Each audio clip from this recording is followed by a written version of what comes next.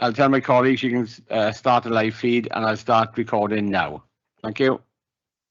Welcome everyone to this meeting of the Swansea Pension Board, and a particularly warm welcome to Councillor Mike Lewis, who's chair of the Pensions Committee and is sitting in as an observer on this meeting, and his attendance is a reflection of the close working as a board we have with the committee.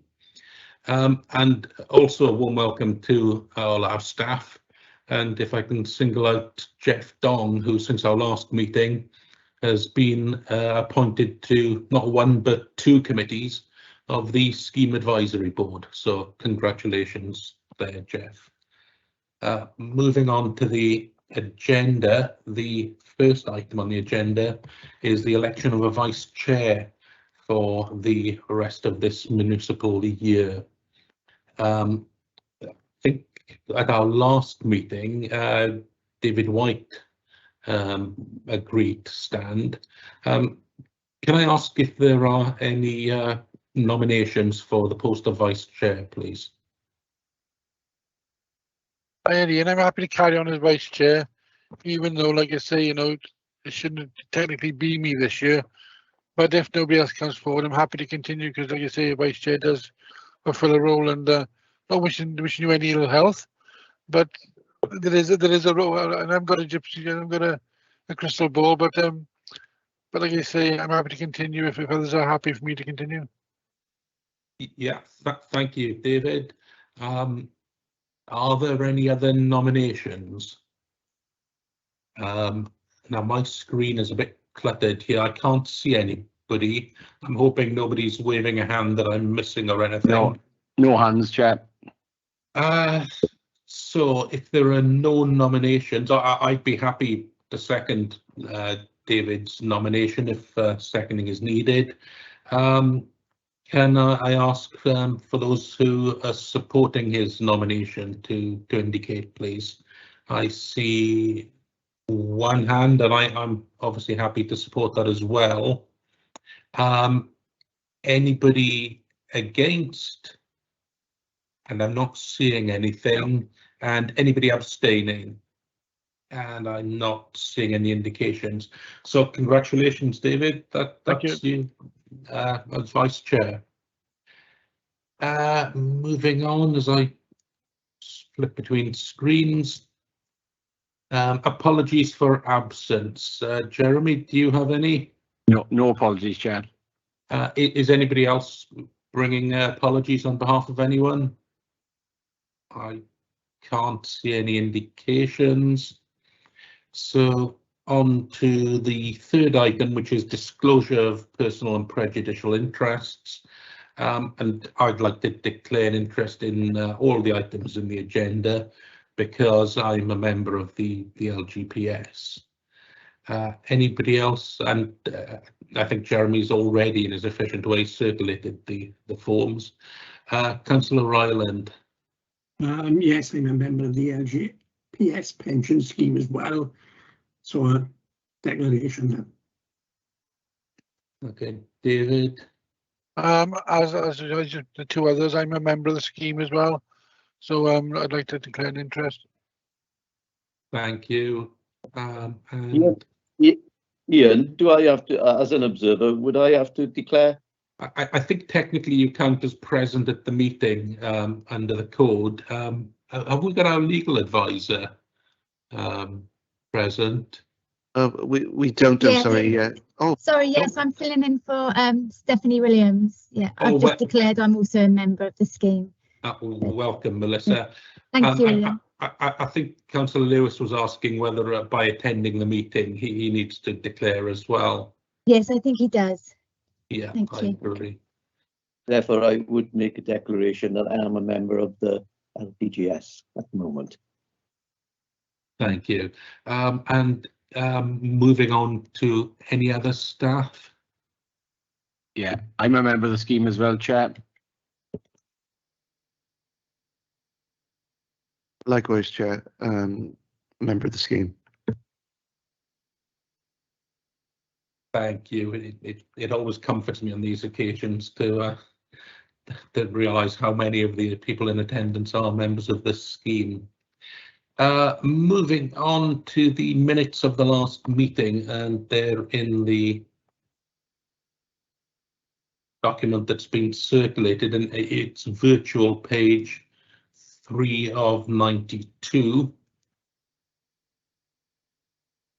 And if we go through those for matters arising and accuracy at the same time, so anything you'll have to call out at this stage because I can't see the team screen. Anything on page 1 of the minutes? Anything on page 2 of the minutes? One question for me as matters arising at the very bottom of item 5 there, Jeff, the audit plan. It stated there that Audit Wales were expecting to provide their report in autumn 22. I wonder if there's any update on that date. The material audit work is more or less complete. Karen's been working with Audit Wales to finalise the audit field work. I think they're finalising their ISA 260 as we speak. The notice for electors is out, allowing members of the public to inspect the accounts and any matters arising and any questions that they want to ask are being considered by the auditors. So I think we'll be in a position to hit the next committee date. I think it's early November, I think, yeah, end of November, to report to committee the findings of Audit Wales. Not telling tales out of school. It's a pretty clean report as we stand. No major issues to report at this stage, I don't think. Excellent, thank you. Any members have any other questions on that item? No. Moving on then to the 3rd page of the minutes. Just Chair, just want to mention, obviously, item 8, trustee training. Yes. We undertook, the first in-person piece of training for a long while, and it was a joint piece of training with the committee, board, and also some members of staff there as well. We thought it opportune to include some members of staff for that training, which I think was well received by all who attended. Yes, I'd entirely agree. And particularly useful, I think, to have joint training, not only with members of the committee, but with staff. David, I think you're on mute there, David. I just wanted to echo Jeff's and yourself's words. Although I had to miss part of the training because of work commitments, the type of job I do, that times it can't be helped. But what I did see and what I did get involved, I found it very enjoyable. It was done at a level, that made it really simple. And I just enjoyed the day, and I'm very much looking forward to the next day, the next session number 2. And it was glad to see a couple of faces, members of staff who I'd probably send Unison members off to, and then to put a name to a face, so I really enjoyed it, and it was, full of compliments for the day. Yes, I'd entirely agree. Perhaps we could minute our satisfaction with the training provided so far. And as you remind us, there's more to come very shortly, which hopefully members are already signed on to. But could you just remind us of the date, Jeff? It's 20th of October, I think. Yes. Yeah. Thank you. Would somebody? Oh, hang on. Have we? Page 3, page 4 of the exempt part of the minutes. Anything on page 4?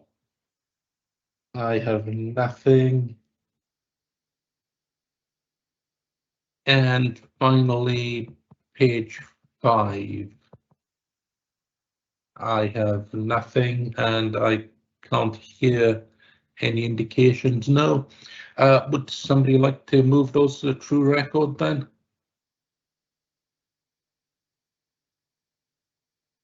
I'm happy to move it as a true record.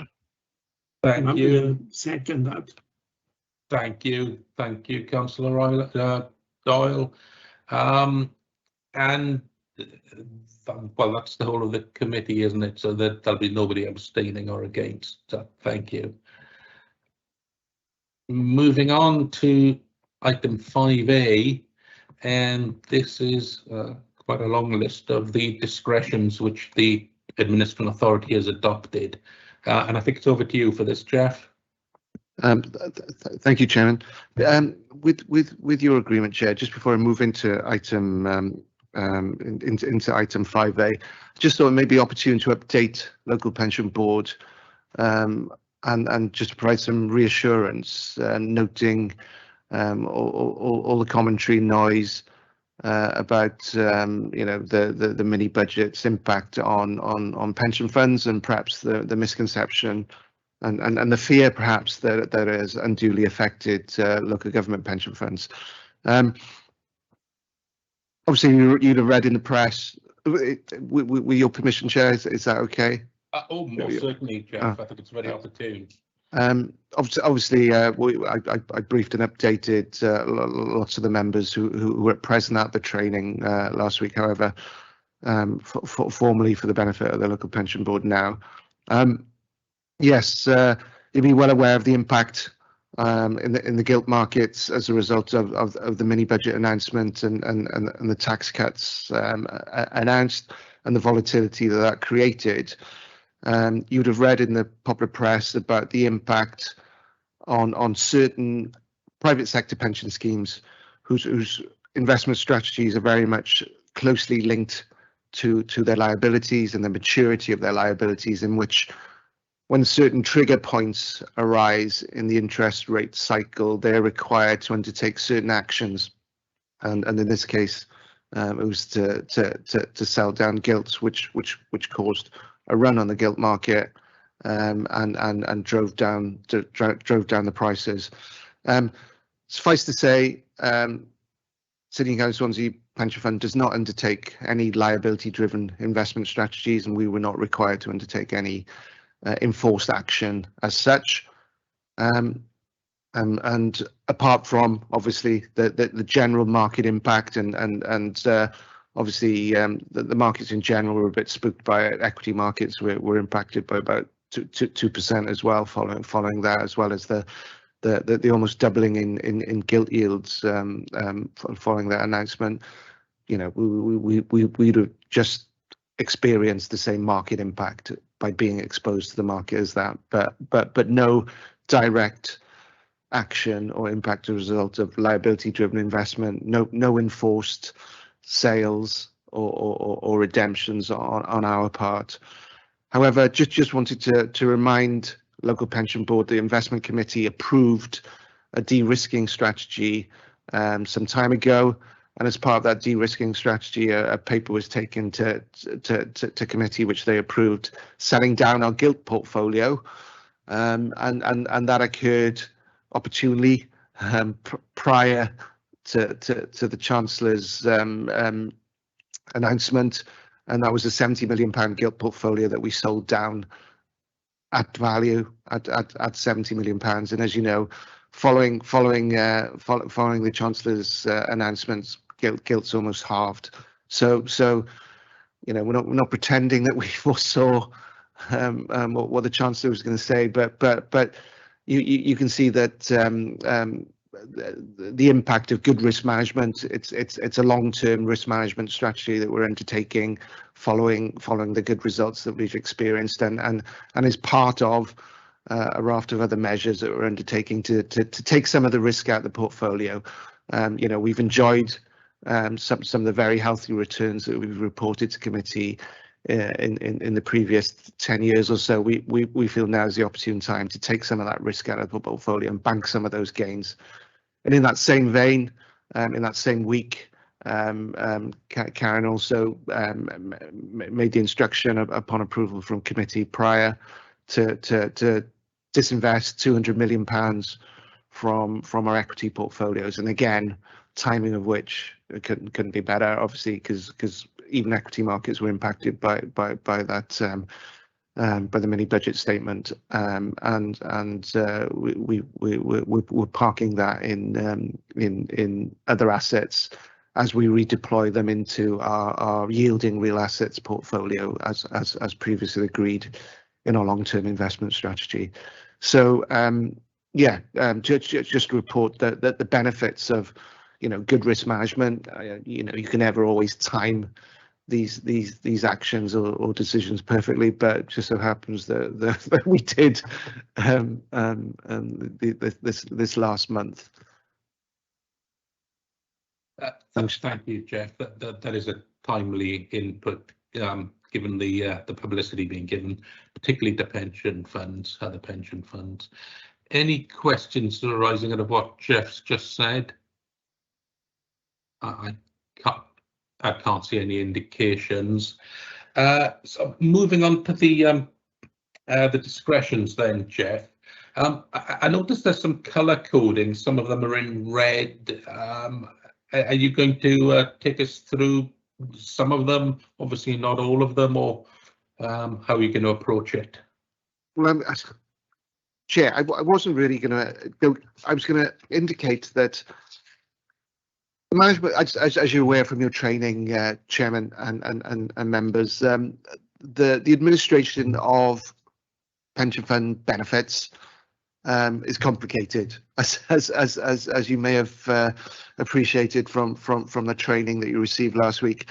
Ostensibly, you're administering 3 different schemes with 3 different accrual rates, rules appertaining to periods of membership, etc., etc. And the regulations governing the scheme are as prescriptive as possible.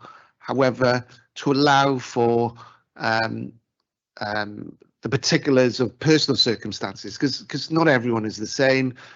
You cannot legislate for every personal circumstance or matter of someone's retirement arising, etc., etc. So it builds into the regulations certain discretions that an administering authority can adopt or choose to adopt to help it to administer the scheme. And we're required to either publish and have a policy about how we adopt or otherwise those discretions, and every now and again regulations come out which updates those discretions. The most recent discretions afforded an administering authority is around how we deal with exiting employers, for example. If you recall a report that was taken last year about how we deal with exiting employers and allowing them, allowing the administering authority to the discretion to allow an administering authority an easy payment scheme, whether if it had any outstanding liabilities, whereas the previous regulation stated those liabilities had to be paid at once. So it's it's an iterative thing. It's a living document in that it's being updated all the time. And what we've got in front of you here, and you're quite right, Chair, where the document is annotated as such. I think in the hard copy, if you've got a hard copy, is where it's emboldened. Those are the discretions that we've updated and had to revisit. And so I'm not planning on going through them line by line, because hopefully they're self-explanatory. But happy to answer any questions you have on the detail of each discretion. But just to assure board that they are largely communicated, expressed, documented in a way to give the administering authority as much flexibility to consider the complexities of each case, because as we say, each incident is always different. Yes, thank you, Jeff. Any questions or comments on this item? I can't. Oh, are you indicating, Councillor Doyle? No. Okay, thank you. Yes, I think we're all relieved that you're not going through each one line by line, Jeff. But yeah, good to see them, and particularly perhaps a reminder that although of the importance of death nomination, because it's the first calling point for the discretion, although the discretion can be used. Moving on then to the next item, which is familiar report to us, the breaches report, Jeff. Thank you, Sorry, just for explanation, that last item was for information only for this board. Thank you, Chairman. And again, referencing the training, you recall that our facilitators, Aon, made reference to breaches training and the discipline and good practice that is in having a breaches log. And as you see, we're quite open and transparent about the breaches and the breaches reporting that we communicate to those charged in governance. As you indicate, Chair, it's well received. Well, not well received, but it's a report which the board is used to receiving on a regular basis, and these are the breaches in the last period.